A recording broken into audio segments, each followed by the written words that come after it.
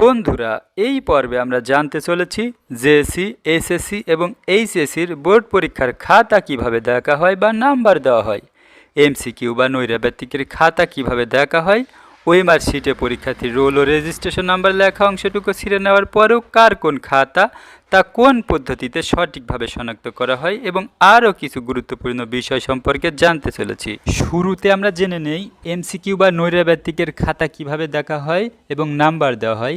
শেষে আমরা জানব পরীক্ষার্থী যখন পরীক্ষার খাতায় ওএমআর শিটে রোল নাম্বার এবং রেজিস্ট্রেশন নাম্বার, বিষয় কোড ইত্যাদি বিষয় যখন পূরণ করে থাকে ওই অংশটুকু ছিঁড়ে নেওয়া হয়।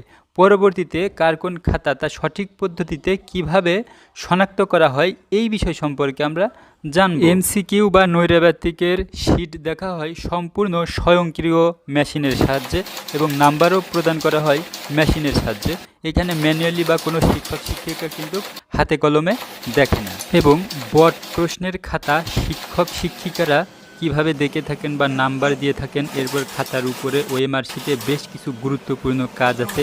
সেই কাজগুলো তারা কেন করেন, কিভাবে করে থাকেন, কি প্রয়োজনে করে থাকেন, কি কি কাজ করতে হয় এই বিষয় সম্পর্কে আমরা জানবো এবং সবশেষে কিন্তু জানবো যে এটা কিভাবে শনাক্ত করা হয় এই এক অংশ ছিঁড়ে নেওয়ার পরেও। ঠিক আছে, তো প্রথমত শিক্ষকরা প্রশ্নপত্র এবং উত্তরপত্রের সাথে মিলিয়ে খাতাতে নাম্বার দিয়ে থাকেন। খাতাটা দেখে ওই প্রশ্নের মান অনুযায়ী নাম্বার দিয়ে থাকেন।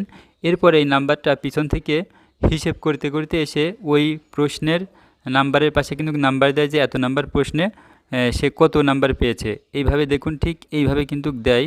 এখানে দেখতে পাচ্ছেন এই যে আমি দিতেছি যে 7 নাম্বার প্রশ্নে সে মাত্র 2 পেয়েছে। এটি বাংলা প্রথম পত্রের খাতা কিন্তু। এরপরে দেখুন এই নাম্বারটা কিন্তু হিসেব করতেছে যে ক খ ঘতে কত পেল, সব মিলে সে ওই নাম্বারে কত পেয়েছে। এখানে দেখুন 7 পেয়েছে এই নাম্বারে। তারপরে আমরা যে হিসেব করে দেখতেছি যে কত নাম্বার পাই। এরপরে গুরুত্বপূর্ণ কিছু কাজ আছে, সেটা কিন্তু আমরা একে একে সব কিছু দেখতে চলেছি। দেখুন এখানে 2 নং প্রশ্নের উত্তরে সে পেয়েছে মাত্র 5। এখানে 5 দিলাম, নিচে কিন্তু বাই 10 দেওয়া যায়। আগে এটার প্রচলন ছিল, এখন কিন্তু তেমন একটা নেই বললেই চলে। এটা 2023 সালের বোর্ড পরীক্ষার খাতা, এসএসসির বোর্ড পরীক্ষার খাতা। এবং সব শেষে সে মিলে পেল এখানে 4 পেয়েছে। ঠিক আছে, 1 নম্বর প্রশ্নে 4 পেয়েছে। এখন সব মিলে সে কত পেল এটা আমরা দেখব।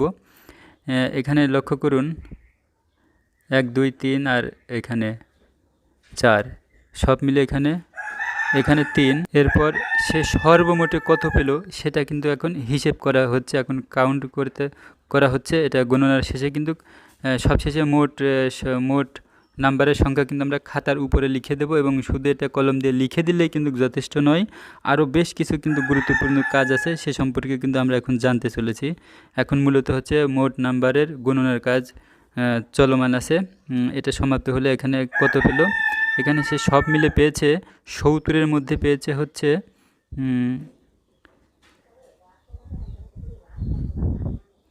সে 70-এর মধ্যে পেয়েছে 29। ঠিক আছে, এই যে 29 নাম্বারটা পেল 70-এর মধ্যে, সে কত নাম্বার প্রশ্নে কত নাম্বার পেয়েছে সেইটাও কিন্তু এখানে এই খাতার ওএমআর শিটে কিন্তু উল্লেখ করতে হবে। এখানে 1 নাম্বারে পেয়েছে কত, 1 নম্বর প্রশ্নের উত্তরে পেয়েছে কিন্তু 4। এখানে লিখে দিলাম 1 নম্বর প্রশ্নে পেয়েছে কিন্তু 4। ঠিক আছে, এই যে 4। এরপর হচ্ছে 2 নাম্বার প্রশ্নের উত্তরে সে কত নাম্বার পেয়েছে সেটা কিন্তু আমরা এখন দেখব। সে 2 নম্বর প্রশ্নের উত্তরে পেয়েছে কত সেটা একটু আমরা খুঁজে দেখতেছি। সেই যে এখানে দেখুন 2 নম্বর প্রশ্নের উত্তরে পেয়েছে কিন্তু 5। তাহলে এখানে আমরা লিখব, এই খাতার উপরে লিখব 2 নম্বর প্রশ্নের উত্তরে পেল 5। এখানে আমরা লিখব 5। এটা কিন্তু সর্বশেষে আমরা এই হিসেব করে দেখব, এটা যোগ টেনে দেখব যে আসলে এই ফাইনালি উত্তরটা মিলে কিনা। ঠিক আছে, ওই যে 29 পেল, কত নাম্বার প্রশ্নে কত পেয়ে 29 পেল সেটা কিন্তু দেখার বিষয়। এবার আর কোন নাম্বার লিখেছে, কোন নাম্বারে কত নাম্বার পেয়েছে সেটা কিন্তু আমরা জানবো। যদি কেউ কোনো এই যে এখানে 7 পেয়েছে, এটা হচ্ছে কত নাম্বার প্রশ্নে একটু দেখে নিই। এটা হচ্ছে 6 নম্বর প্রশ্নে কিন্তু সে 7 পেয়েছে। যদি মধ্যে কেউ যদি 2-1-এর জন্য যদি কেউ ফেল করে তাহলে কিন্তু শিক্ষকরা খাতার মধ্য থেকে 2-1 নাম্বার কিন্তু বাড়িয়ে দেয়, দিয়ে কিন্তু তাকে পাস করিয়ে দেয়। আর যদি একটু বেশি পরিমাণে থাকে, 5-10-এর ব্যবধান থাকে, সেটা কিন্তু ভিন্ন কথা, স্যারদের কিছুই করা থাকে না। এখানে কিন্তু কত পেল, 7 নম্বরে পেয়েছে কিন্তু 2 বা কত যেন পেল। আচ্ছা, এরপরে 8 নম্বর প্রশ্নের উত্তরে পেয়েছে কিন্তু 3। এই যে এখানে দেখুন 8 নম্বর প্রশ্নের আমরা দিলাম 3। ওকে, এখন কিন্তু সবগুলো কাউন্টের পরে কিন্তু আমরা এখন হিসেব করে দেখব যে আসলে খাতার উপরে যেটা লিখেছিলাম ওইটার সাথে মিলে কিনা। এখানে সব মিলে কত পেল, এখানে দেখুন সব মিলে পেয়েছে 11 নম্বর প্রশ্নের উত্তরে পেয়েছে 4। এখন সব মিলে দেখার পালা যে কত নম্বর প্রশ্নের উত্তরে কত নাম্বার পেল, এটা কিন্তু অ্যাকুরেট একটা যোগ টানতে হবে। এখানে দেখতে পাচ্ছেন 11 নম্বর প্রশ্নে পেয়েছে কিন্তু 4 এবং 8 নম্বরে পেয়েছে 3, 4 আর 3 7, আর 7 নম্বরে পেয়েছে 2, তাহলে 9, 9, 6 নম্বর প্রশ্নের উত্তরে পেয়েছে 7, তাহলে 16, 16 আর 2 নম্বর প্রশ্নের উত্তরে পেয়েছে 5, তাহলে 21, 21 আর 1 নম্বর প্রশ্নের উত্তরে পেয়েছে 8, 21 আর 8 29। তাহলে এটা কিন্তু এখন আমরা এই খাতার উপরে লিখে দিব, এটা এখন যোগ টেনে দিব যে এখানে 29, ঠিক আছে। এই যে এখানে লিখে দিলাম 29 পেয়েছে, সে 70-এর মধ্যে 29 পেয়েছে। এই তো এর উপরে আরও বেশ কিছু কাজ আছে, গুরুত্বপূর্ণ কাজ আছে, সেটা কিন্তু পরীক্ষার্থী করে থাকে না, শিক্ষকরা করে থাকে। সেই কাজটা আমরা দেখাচ্ছি। এখানে বিষয় কোড দেয়, ঠিক আছে। এখানে হচ্ছে বিষয় কোডটা দিতে হয়। এই বিষয় কোডটা এখানে লিখে পরীক্ষার্থীরা উপরের অংশে যেভাবে লেখে ঠিক সেইভাবেই কিন্তু শিক্ষকরাও এখানে পূরণ করে থাকে, ঠিক আছে। এই যে বিষয় কোড দিয়ে যে এখানে বৃত্ত ভরাট করতে হয়, এই বিষয় কোড দেওয়া হলো। এরপরে কিন্তু আবার সেই উত্তরপত্রের ক্রমিক নাম্বারটা কিন্তু এখানে পূরণ করতে হয়।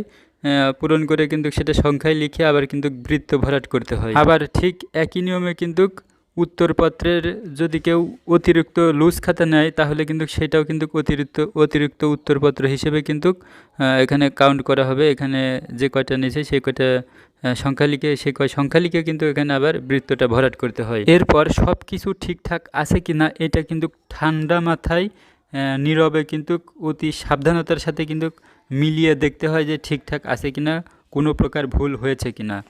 ওকে, এখন আমরা জানবো যে আসলে এই যে উপরের অংশটুকু ছিঁড়ে নেওয়া হয়, তারপরে এটা কার কোন খাতা, এটা কিভাবে সঠিকভাবে শনাক্ত করা হয়, এই বিষয়টা সম্পর্কে আমরা এখন জানবো। আসলে এটিও কিন্তু সম্পূর্ণ স্বয়ংক্রিয় মেশিনের মাধ্যমে কিন্তু নির্ণয় করা হয়।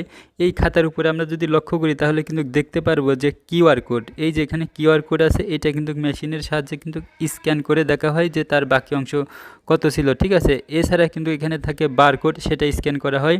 এছাড়া যদি বারকোড কিউআর কোড না থাকে, তাছাড়াও কিন্তু এই যে এখানে একটু বিশেষ ধরনের কিন্তু ইঙ্গিত প্রদান করা হয়েছে, নতুন পদ্ধতি, এটাও কিন্তু স্ক্যান করে কিন্তু কম্পিউটারের সাহায্যে কিন্তু এবং সফটওয়্যারের সাহায্যে কিন্তু দেখা হয় এবং নির্ণয় করা হয় বা শনাক্ত করা হয় যে কার কোন খাতা। এভাবে কিন্তু এটা কিন্তু ম্যানুয়ালি কেউ করে না, এটা হচ্ছে কম্পিউটার দিয়ে করা হয়। এখানে কিন্তু কোনো প্রকার ভুল হওয়ার সম্ভাবনা নাই। আর এভাবেই যার যে খাতাটা তার খাতা কিন্তু ঠিকই থাকে, কিন্তু কেউ বুঝতেও পারে না যে আসলে কার কোন খাতাটা ছিল। এভাবেই যার খাতায় সে কিন্তু সঠিক নাম্বারটাই কিন্তু সে